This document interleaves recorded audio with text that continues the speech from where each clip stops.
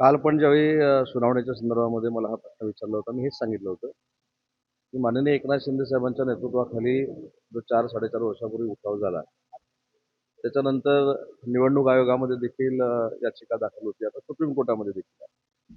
जसं समोरची लोक बाजू मांडतायत, तशी त्यांच्यापेक्षा सत्यता असलेली बाजू आमचे वकील महोदय आर्ग्युमेंटमध्ये मांडतील.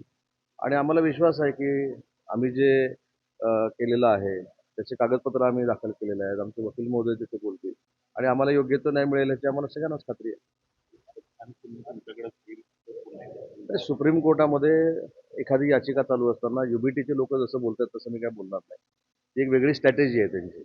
अशा कोर्टामध्ये याचिका चालू असताना कोर्टाचं लक्ष आपल्याकडे कसं वेधलं जाईल या पद्धतीनं ते बोलत असतात. परंतु आम्ही लोकशाही मानणारे आहोत. आम्ही आमच्या पद्धतीनं आमचे सगळे कागदपत्र सुप्रीम कोर्टामध्ये आमच्या वकिलांद्वारे सादर करणार आहोत. तर मगाशी जसं मी सांगितलं, की आम्ही जर काहीच चूक केलेली नसेल तर योग्य तो न्याय आम्हाला मिळणार आहे. त्यांनी काय सांगितलं, की सुप्रीम कोर्टातल्या ह्याच्यावर बळकावणं, घेणं हे शब्दप्रयोग करण्यापेक्षा जो निकाल होईल तो योग्य तो होईल. ज्या पद्धतीने ते राबवले नियोजित त्या प्रमाणात सगळ्या गोष्टी बरोबर आहेत तुम्हाला खात्री वाटते. प्रश्न जरी वेगवेगळे असले तरी उत्तर तेच आहे. आमचे वकील याच्यामध्ये अतिशय चांगल्या पद्धतीनं आमची बाजू मांडतील आणि सन्माननीय न्यायालय योग्य तो निर्णय आम्हाला देईल याची आम्हाला 100% पूर्ण खात्री आहे.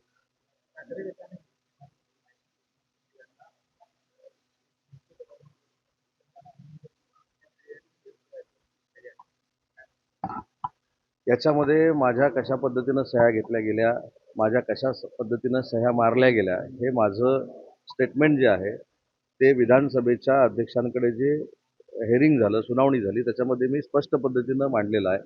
त्या सगळ्या गोष्टी सार्वजनिक करण्याची आवश्यकता नाही.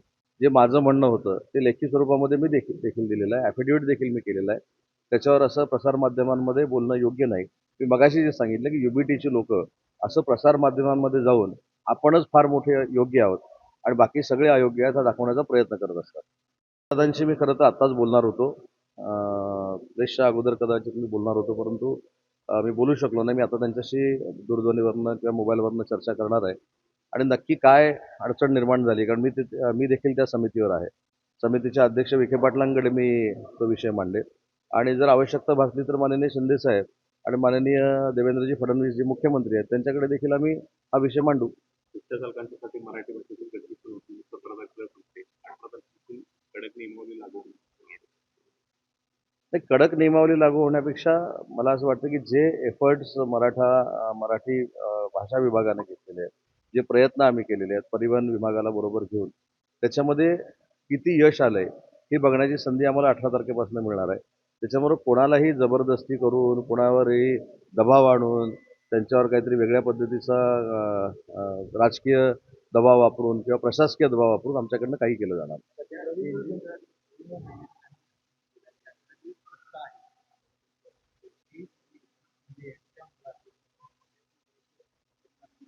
आपले आभार मानले पाहिजे. राज्याचे अव्वल खरं तर आपल्या सगळ्यांना हे माहिती आहे, की माननीय एकनाथ शिंदेसाहेब मुख्यमंत्री असताना त्यांनी जनतेबरोबर कसा संवाद ठेवलेला होता, कशा पद्धतीने संपर्क ठेवलेला होता.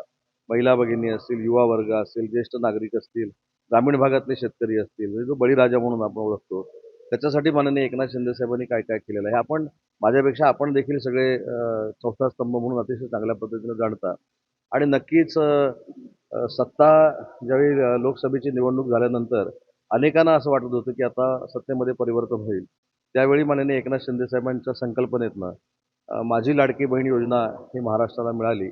सगळ्या बहिणींचा विश्वास सरकारवर बसला. त्याच्यामध्ये पुढाकार घेणारे एकनाथ शिंदेसाहेब होते, त्याच्यामध्ये देवेंद्रजी देखील होते आणि अजितदादा देखील होते. त्याच्यामुळं नक्कीच सत्ता येताना एकनाथ शिंदेसाहेबांचं योगदान हे आहेच ना, नाकारूच शकत नाही आम्ही. कर्जमाफीच्या बाबतीमध्ये मी देखील मागच्या 2-3 दिवसापासून महाराष्ट्राच्या काही जिल्ह्यांच्या दौऱ्यामध्ये होतो.